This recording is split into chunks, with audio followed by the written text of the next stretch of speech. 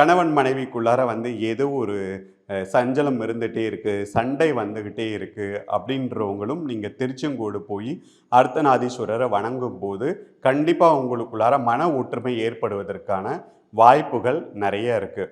முதல்ல ஒரு விஷயம் என்னன்னா, நம்ம வந்து இறை இறையை பற்றியும் நம்ம தெரிஞ்சுக்கும் போது நிதர்சனமான சில விஷயங்களையும் தெரிஞ்சுக்கணும். அந்த காலத்தில் நம்ம கூட அம்மா அப்பா இருப்பாங்க, மாமனார் மாமியார் இருப்பாங்க, கூட்டு குடும்பமாக இருப்பாங்க. கணவன் மனைவி அப்படின்னு வரும்போது கண்டிப்பாக பிரச்சனைகள் இல்லாமல் இருக்காது. அந்த நேரத்தில் அவங்க நம்மளை சமாதானப்படுத்துறது இதெல்லாம் இருக்கும். ஆனால் இன்றைக்கி நாம் தனித்து இருக்கிறோம். தனித்து இருக்கும்போது 2 பேருமே சம்பாதிக்கிறோம், 2 பேருக்குமே பொறுமை இல்லை. ஆகவே முதல்ல வந்து நம்ம வந்து நிதர்சனமாக ஒரு விஷயத்தை தெரிஞ்சுக்கணும். கணவன் இல்லாமல் மனைவி இல்லை, மனைவி இல்லாமல் கணவன் இல்லை.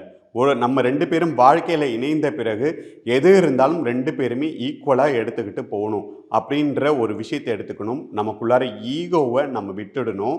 ஈகோவை விட்டுட்டு இது நம்மளுடைய வாழ்க்கை, நாம் தான் வாழ்க்கை, நம்ம இருக்கிற வரைக்கும் ஒருத்தருக்கு ஒருத்தர் நம்ம தான் வந்து ஆறுதல், அனுசரணை, பாதுகாப்பு, நம்ம குழந்தைங்களுக்கு நாம தான் வந்து எதிர்காலம். அவங்க தான் நம்மளை பார்த்து தான் வளர்கிறாங்க, நம்மளை பார்த்து தான் அவங்களுடைய எதிர்காலம் நல்லபடியாக அமையும்ன்றதை நீங்கள் மனசில் நினச்சிக்கணும். அதுக்கப்புறம் தான் இறைவனும் அருள் புரிவார். அந்த ஒரு மன ஒற்றுமையோடு நீங்கள் இறைவனை போய் வணங்கும் போது உங்களுக்குள்ளார இருக்கக்கூடிய சின்ன சின்ன சண்டைகள் சஞ்சலம் கூட நீங்கி ஒற்றுமையாக நீங்கள் இருப்பீங்க.